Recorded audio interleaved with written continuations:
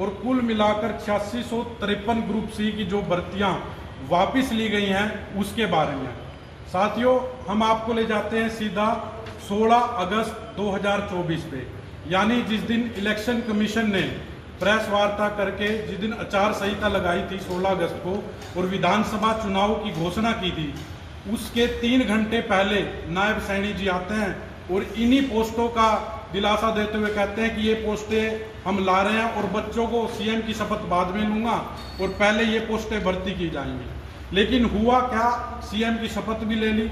आज ठीक 8 महीने इन चीज़ों को हो चुके हैं और 8 महीने बाद इन सारी पोस्टों को वापस ले लिया गया। क्यों ले लिया गया वापस? क्या ये युवाओं के साथ धोखा नहीं है, जिनको ये कहा गया था कि सीएम की शपथ हम बाद में लेंगे, इन पोस्टों को लगाए जाएंगे?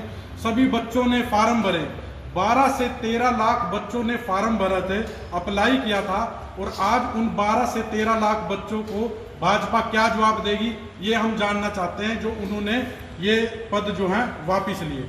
ये कहते हैं कि हमने सीईटी, नया सीईटी होगा उसके लिए वापस लिए हैं, तो फिर हमें इसका भी जवाब दीजिए कि फॉरेस्ट रेंजर और डिप्टी रेंजर उनके पद क्यों नहीं वापस लिए? वो भी लेने चाहिए थे, फिर तो सारे ही वापस लेने चाहिए थे, ये चुनिंदा ही क्यों वापस लिए? तीसरा हमारा फिर इसमें ही देखें, ये कहते हैं सीईटी हम पिछले 5 सालों में सिर्फ 1 बार सीईटी का पेपर हुआ है, हालांकि साल में 2 बार सीईटी का पेपर होना चाहिए, लेकिन इन्होंने वो क्या, उसमें क्या किया इन्होंने, सोशियो इकोनॉमिक नंबर दे करके 5 नंबर का जो आज सबसे बड़ा झोल जिस हिसाब से इन्होंने कर रखा था कि भर्ती हटकी की हटकी रह जाए, इन्होंने 5 नंबर का वो किया।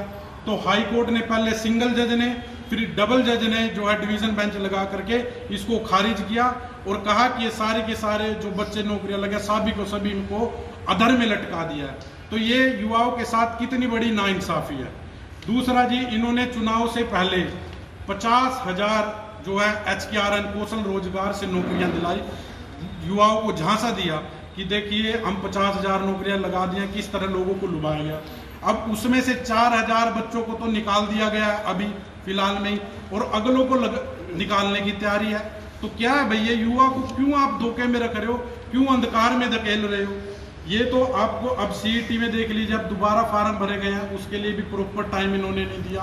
कास्ट सर्टिफिकेट बनवाने में इतना टाइम लगा कि बच्चों का टाइम इतना जा चुका कि फॉर्म की डेट निकल गई और सीईटी के जो है फॉर्म भरने के लिए ओबीसी और एससी समाज के बच्चे जो हमारे वो रह गए। अब ये तो दीजिए खुले आम, आपने देखा कि कैसे इन्होंने धोखा दिया हम युवाओं को। चुनावी समय में हमें कहा कि हम इतनी पोस्ट निकाल ली है और ये भर्ती लगोगे सीएम बनने से पहले, लेकिन वो वापस ले ली। सारी की सारी हमारे साथ धोखा हुआ है ये। अब तीसरा आ जाइए HSSC, Haryana staff selection commission आज क्या बन चुका है? वो बन चुका है हेरा फेरी का अड्डा। आपको मैं बता दूं कि 23 अक्टूबर 2020 को जो भाजपा सरकार ने बिहार से इंपोर्ट किए, कौन? हमारे जो HSSC के चेयरमैन बनाए गए, जो चेयरमैन बनाए गए हमारे वो हैं जी, बिहार से लाया गया उनको, बिहार से उनको बनाया गया। 3 करोड़ की हमारे हरियाणा की आबादी है, 3 करोड़ में क्या एक भी इनको ऐसा इंसान नहीं मिला जिसको यह HSC का चेयरपर्सन बना सके? क्या हमारे हरियाणा में एक भी बंदा ऐसा नहीं है 3 करोड़ में कि जिसको आप युवाओं के हितों के लिए खड़ा कर सके? अब देख लीजिए, फिर ये डेट सबको याद है कि 2020 में ही जैसे ही इनकी नियुक्ति हुई, 3 करोड़ 60 लाख HSCC में जो इनके सचिव हैं उनके पास विजय जो हमारे अनिल नागर जी हैं उनके पास जो है 1 करोड़ 8 लाख रुपए मिले और टोटल HSCC से 3 करोड़ 60 लाख रुपए की बरामदगी हुई। ये अटैची केस भी आज तक सुर्खियों में है, लेकिन इस पे कोई भी वो नहीं हुआ। फिर आपको बता दें जी, 19 मई को इसी में असिस्टेंट प्रोफेसर की मैं बता देता हूँ, 2019 में हुए थे जी असिस्टेंट प्रोफेसर के। उसके बाद अब 2025 में इन्होंने परीक्षा ली है असिस्टेंट प्रोफेसर की। 7 सालों में परीक्षा हुई है असिस्टेंट प्रोफेसर की। इसमें इतनी धांधलेबाजी देखने को मिली है। आपको बता दूं, 29 मई को पेपर हुआ असिस्टेंट प्रोफेसर पॉलिटिकल साइंस का। उसमें से पेपरों की जब खोले गए तो पेपरों की सील टूटी मिली। तो बच्चों ने, युवाओं ने, हमारे साथियों ने कंप्लेंट करी, मुख्यमंत्री को पत्र लिखा, डीसी को पत्र लिखा, लेकिन उस पर कोई कार्रवाई नहीं हुई। फिर 1 जून 2025 को असिस्टेंट प्रोफेसर हिंदी का पेपर हुआ जी। उसमें जो है 6 प्रश्न पत्रों की सील टूटी मिली और जो है 27 प्रश्न ही गलत थे। आप मान लीजिए 27 प्रश्न ही गलत थे। तो इस पे जब कंप्लेंट करी गई इस पे फिर हमारे 30 मई को हमारे आलोक वर्मा जी ने कहा कि ऐसी कोई बात नहीं है, कुछ भी गड़बड़ नहीं है, ये नहीं है। लेकिन जब ज़्यादा युवाओं की तरफ से दबाव मिला कि 27 क्वेश्चन भी गलत हो सकते हैं क्या, तब 3 जून को उसको असिस्टेंट प्रोफेसर हिंदी को इनको खारिज करना पड़ा, कैंसिल करना पड़ा।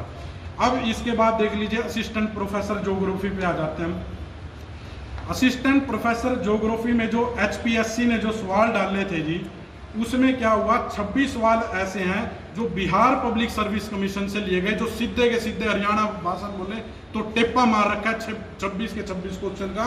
और 6 क्वेश्चन ऐसे थे जो आंशिक रूप से मतलब उसी जैसे मिलते जुलते, थोड़ी सी वर्डिंग में डिफरेंट थे।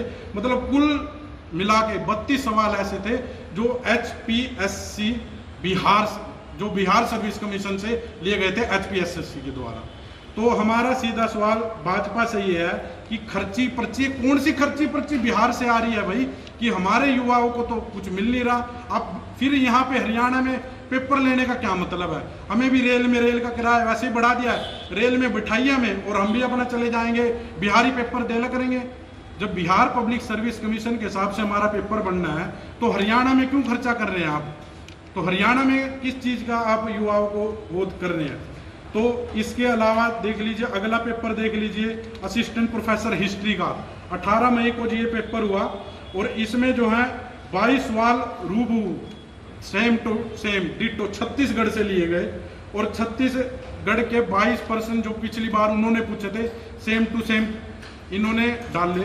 तो अब मेरा सवाल भाजपा से यही है कि जब आप कॉपी ही करने हैं, सारा कुछ करना ही है, तो आप क्यों ये इस तरह के नारे देते हैं? अब आप कहोगे कि भाई कॉपी करे क्यों करे, मैं आपको बता देता हूँ। अगर कोई आपका हमारे जो चेयरमैन साहब है उनका कोई जानकार हुआ, माननीय मुख्यमंत्री साहब का कोई जानकार हुआ, अगर उसको नौकरी लगना है तो हमारे चेयरमैन साहब या मुख्यमंत्री साहब उनको ये कह देंगे भाई बिहार का पेपर पढ़ाना, आप पेपर देने आओगे, आप बिहार का पेपर पढ़ के आ जाना, आपका काम हो जाएगा, क्योंकि क्वेश्चन वही आने हैं। और ये सारा का सारा माफिया जो है, कोचिंग सेंटर का माफिया काम कर रहा है। इनके साथ जो सेटिंग हुई है कोचिंग सेंटर की हुई है कि किस तरह से क्वेश्चन फिर कोचिंग सेंटर अपना क्रेडिट ले लें कि हमने इतने क्वेश्चन देखे, हमारे वाले रिपीट हुए।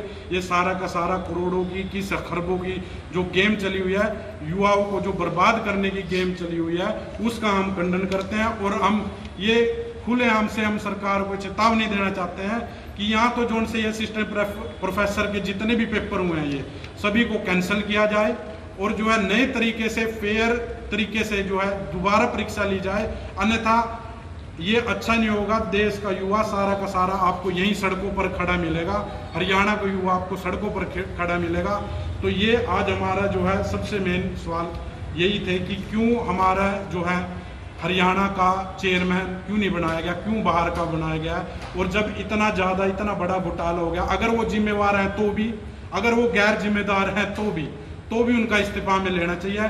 करनाल से हमारे 5 विधायक चुन के भेजे हुए हैं, तो पांचों के 5 विधायक कभी चाय पे चर्चा होते हैं, कभी कुछ होता है। अब की बार कहीं चाय पे चर्चा होगी तो हम भी जाएंगे, चाय पे चर्चा पे यही पूछेंगे कि आपसे हमने वोट दी तो ये 8600 पद जो है ये क्यों वापिस लिए गए, इनका जवाब दीजिए। और अगर आप में हिम्मत है तो फिर करिए, नागर जी को करिए, उस चेयरमैन साहब को क्यों नहीं आप हटा सकते, क्यों नहीं उनको निष्कासित कर सकते? ये हमारे आज के सवाल है। और ये सभी युवाओं से भी दरख्वास्त करना चाहूँगा, जहाँ भी आपके ये 5 विधायक दिखे, जहाँ भी आपके MP साहब मनोहर लाल खट्टर दिखे, उनसे यही सवाल करना कि आपने कहा था CM की शपथ बाद में लेंगे और ये काम पहले होगा, तो ये क्या है, क्यों आपने वापस लिया बच्चों के फार्म के पैसे? अब दूसरा जी, आपने नेशनल हेल्थ मिशन NHM की 23 तारीख की दैनिक भास्कर की रिपोर्ट इतना दिवाला निकल चुका है कि बच्चों की फीस भी देनी है, EMIs भी हैं, सब इतनी महंगाई का ज़माना है, बिजली के बिल बढ़ रहे हैं चारों तरफ, मतलब कि क्या कहें, मतलब BJP ने बुरा हाल कर रखा है। तो मैं यही कहना चाहूँगा HPSC को, हेरा फेरी के अड्डे को, इसको निर्कास्त किया जाए और हमारे युवाओं को अच्छी से अच्छी नौकरी दी जाए। पहले ही हम जान जोखिम में उठा के कभी अमेरिका जाते हैं, डंकी मारते हैं, हम चैन पे अंध के हम यहाँ भेजते हैं। तो यही आप सभी से दरख्वास्त है युवा साथियों से कि इस चीज़ का मुद्दा उठाएं और समझे कि भाजपा किस तरीके से हमारे साथ धोखे कर रही है। उठानी पड़े, हम वोट आएंगे धरने करेंगे, प्रदर्शन करेंगे, लेकिन अपनी मांगों पर टिके रहेंगे। युवाओं के हकों के लिए जिस हद तक भी हमें जाना पड़ेगा उस हद तक जाएंगे। इसके लिए आप कोई कानूनी कार्रवाई भी? विपक्ष इतना मजबूत है हरियाणा में, हमारे 37 विधायक, हमारे 5 MP हैं, तो जहाँ पर भी जितना भी जोर हमें दिखाना पड़ेगा उतना जोर दिखाएंगे और अपनी मांगों को पूरा करवा के रहेंगे। संकलन कब तक? अब 30 तारीख तक रिपोर्ट भेजनी है जी ऊपर, 30 तारीख तक रिपोर्ट चली जाएगी और 6 नामों के ऊपर रिपोर्ट चली जाएगी। उसके बाद जो आगे की प्रक्रिया डिसाइड होगी, मतलब 10-15 दिन, उससे अगले 10 जुलाई के आसपास तक आपको जिला अध्यक्ष मिल जाएगा। गुजरात में आपने देखा ही है कि सभी जिला अध्यक्ष मिल चुके हैं।